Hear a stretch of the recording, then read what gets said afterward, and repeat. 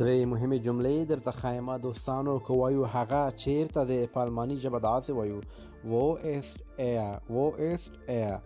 که وایو هغوی چیرې دي یا دوی چیرې دي، د زیاتو کسانو باره کې خبرې کوو، په الماني ژبه داسې وایو wo sind sie, wo sind sie. که وایو زه چیرته یم، په خپله چیرته یم، په الماني ژبه بیا داسې وایو wo bin ich, wo bin ich یا ich. دوستانو کله چې موږ له یو څخه زیاتو کسانو ته وایو تاسو چیرته یاستئ یا تاسو چیرته یئ، نو دغه جمله په الماني ژبه څنګه ویل کیږي تاسو یې په کمنټ کې ولیکئ.